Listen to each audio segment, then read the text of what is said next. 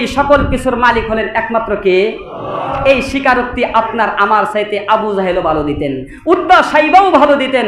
আল্লাহর কালাম সাক্ষ্য, সূরাতুল লোকমান সহ একাধিক আয়াতের মধ্যে বলে, ওগো নবী আপনি তাদেরকে জিজ্ঞাসা করেন, আবু জাহেলও বজ্রকণ্ঠে বলে দেবে, ওয়ালা ইন সালতাহুম মান খালাকাস সামাওয়াতি ওয়াল আরদা লা ইয়াকুলুন্না আল্লাহ।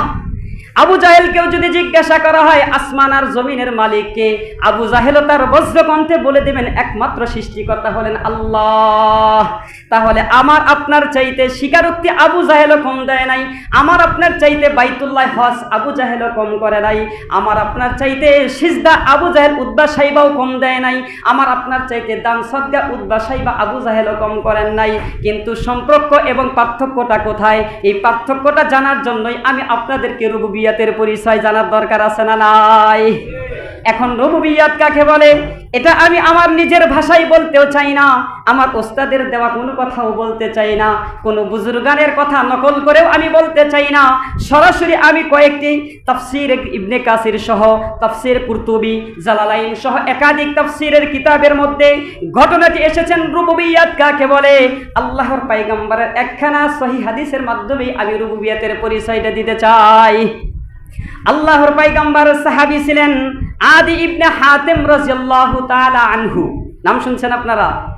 যারা দুনিয়াতে বেশি দানশীল হয় তাদের অনেক সময় আমরা পরিভাষায় বলে থাকি বেচারার হাতটা হাতিম তায়ের মতো। কিসের মতো? এই যে টিভি সিডি বিভিন্ন সিরিয়ালে হাতিম তায়ের গল্প শোনায়, এই হাতিম তাই না। সাহাবী আদির পিতার নাম ছিল হাতেম তাই। উনি অনেক দানশীল ছিলেন, উনি খ্রিস্টান ধর্মের অনুসারী ছিলেন এবং তাই গোত্রের নেতা ছিলেন। তো আদি ইবনে হাতেম ওনার পিতা অনেক দানশীল হবার কারণে ওনার পিতার নাম সহ যুক্ত করা হয় আদি ইবনে হাতেম। আদি ইনি হয়েছেন মূল সাহাবী, ওনার পিতা হলো হাতেম। উনি আগেই ইন্তেকাল করেছেন। হাতেম মুসলমান হওয়ার সুযোগ পান নাই, তবে আদি মুসলমান হওয়ার সুযোগ পেয়েছিলেন। একটি যুদ্ধ হয়েছিল, মদিনা থেকে সে ইরাকে প্রথমে গমন করেছিলেন।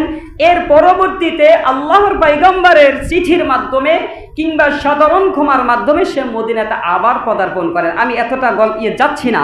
এই আদি রাদিয়াল্লাহু তাআলা আনহু তিনি জন্মকালীন সূত্রেই খ্রিস্টান ধর্মের মধ্যে ছিল। কোন ধর্মের মধ্যে ছিল? খ্রিস্টান ধর্মের মধ্যে ছিলেন, খ্রিস্টান ধর্মের অনুসারী ছিলেন।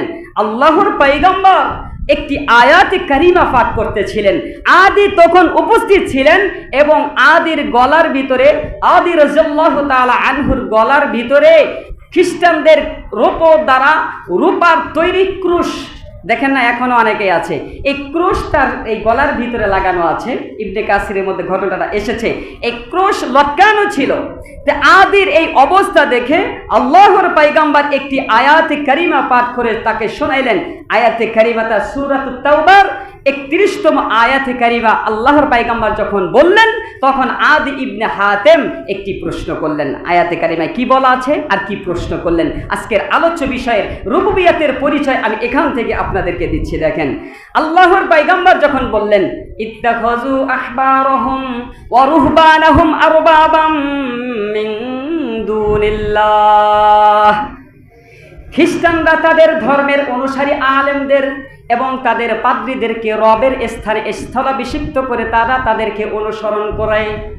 ইত্তাখাযু আহবারহুম ওয়া রুহবানাহুম আরবাবাম মিন দুনিল্লাহ, আহবার এবং রুহবার অর্থাৎ তাদের ওই ধর্মের সবচেয়ে বুদ্ধিজীবী যারা আলেম হবে, ওই ধর্মের যারা সবচেয়ে মানলেওয়ালা পাদ্রী হবে, এই দুই শ্রেণীর ব্যক্তিকে খ্রিস্টানরা তাদের প্রভুর স্থানে সমাসীন করেছেন। এটা আল্লাহর দাবি, এটা আয়াতের দাবি।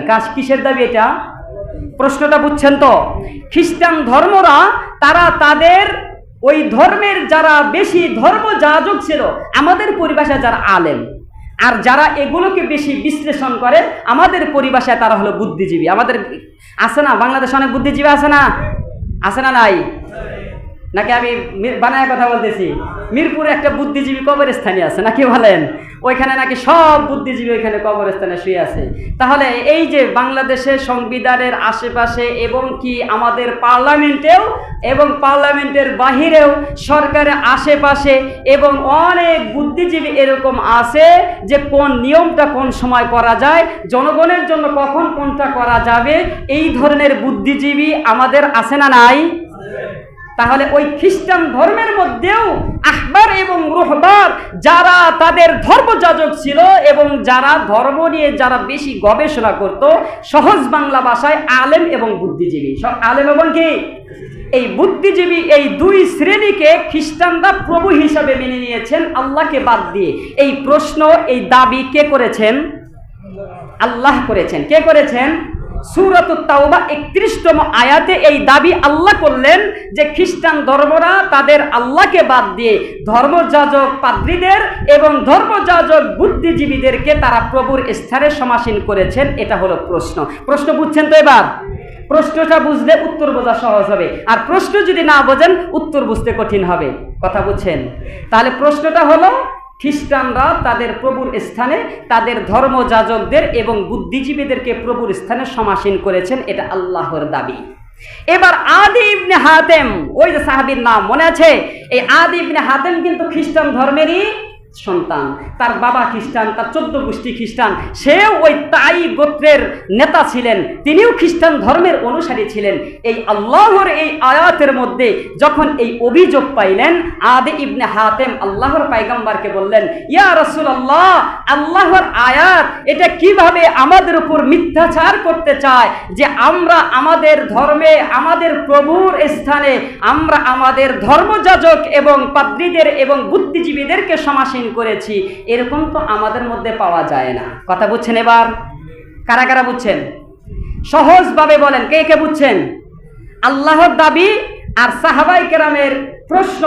আল্লাহ প্রশ্ন করলেন যে আল্লাহ যে দাবি করছেন এই দাবি তো আমি আমার খ্রিস্টান ধর্মের মধ্যে কি করি নাই? কথা কন, কি করি নাই? পাই নাই। তাহলে আল্লাহর দাবি মিথ্যা নাকি বলেন? উনি ওনার বিবেকে, উনি ওনার যতটুকু তার কমান শেষে ধরছে, যার হয়তো আমাদের মধ্যেও তো অনেক বুদ্ধিজীবী অনেক কিছুই করে, কোনটা হালাল কোনটা হারাম এটা আমরা বুঝি না, আমরা মনে করি এটাই ঠিক, নাকি ঠিক না বে ঠিক? কিছু ভাই আমার উপর রাগান্বিত আছে, এই জন্য কথা বলতে তাদের কষ্ট হচ্ছে।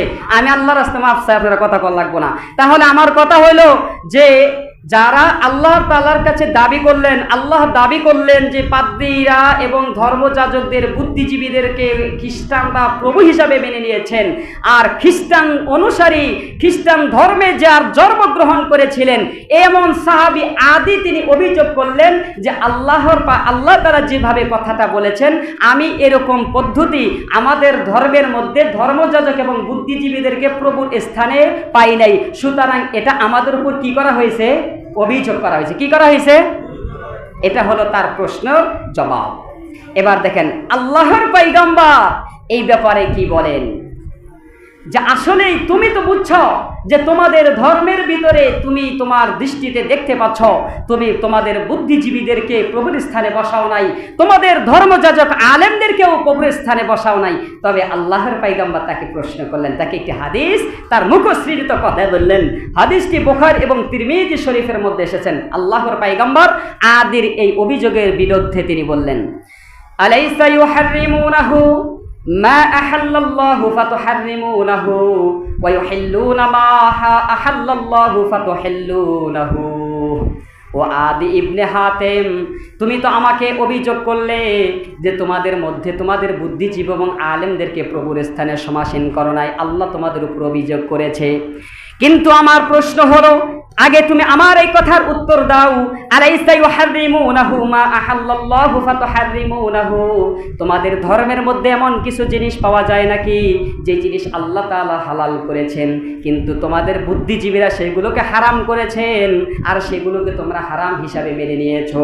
ওয়া ইউহিল্লুনা মা আহাল্লাল্লাহু ফাতুহাররিমুনাহু, আর আল্লাহ তাআলা যে জিনিসকে হালাল করেছেন তোমাদের বুদ্ধিজীবীরা সেগুলোকে হারাম বলেছে আর তোমরা সেই হারাম হিসাবে মেনে নিয়েছো। এই স্বভাব তোমাদের মধ্যে ছিল কিনা?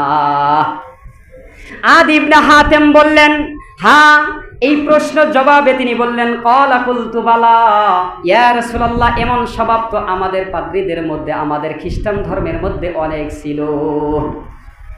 উটের চর্বি খাওয়া বনি ইসরাইলদের মধ্যে আল্লাহ তাআলা নিষেধ করে দিয়েছিলেন। বিধান কে দিয়েছিলেন? যে উটের হাড্ডি খাবি, গোস্ত খাবি, সব কিছুই খাবি, কিন্তু চর্বি খাবি না। এই চর্বি খাওয়ার অবৈধতা, চর্বি খাওয়ার নিষেধ করেছিলেন কে?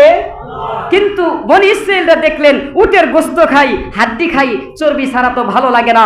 বনি ইসরাইলের লোক সম্প্রদায় তাদের ধর্মযাজক বুদ্ধিজীবীদের কাছে পরামর্শ করলেন। তখন তারা বললেন, এই চর্বিটা আগুনের মধ্যে গয়লায়া, সুতরাং এইভাবে তোমরা খেতে পারো। তাহলে আল্লাহর বিধান ছিল চর্বি খাওয়া নিষেধ, আল্লাহর বিধান ছিল চর্বি খাওয়া অবৈধ। তাদের ধর্মযাজকরা, তাদের বুদ্ধিজীবীরা সেটাকে বৈধতা করার কারণে তারা ওই চর্বি সহ উটের গোস্ত খাইয়েছেন। আল্লাহ তাআলা শনিবারের দিন তাদেরকে মাছ মারা নিষেধ করে দিয়েছিলেন। এখন বুদ্ধিজীবীদের কাছে যখন পরামর্শ করতে গেলেন যে হে আমাদের ধর্মযাজকরা, এই যে মাছ কিলবিল করে শনিবারের দিন, আমরা তো মাছ ধরতে পারি না, সুতরাং কি করা যায়? বুদ্ধিজীবীরা সুন্দর বুদ্ধির খাতিরে বলে দিল, আরে বোঝো নাই, শনিবারের দিন যখন মাছ এই মাছের নহর কিনারে যখন কিলবিল করবে, তখন শনিবারের দিন তোমরা মাছটা ধরবে না, ওই মাছে তখন একটা নালা কাটবা, নালা কাটার পর মাছ যখন নালার ভিতরে ঢুকবে, তোমরা তখন শনিবারের দিন শেষ সময়ে ওই নালাটা আটকায় দিবা, রবিবারের দিন মাছ ধরবা। সিস্টেম বাতরা দিলেন কে? ধর্মের যাজক বুদ্ধিজীবীগণ।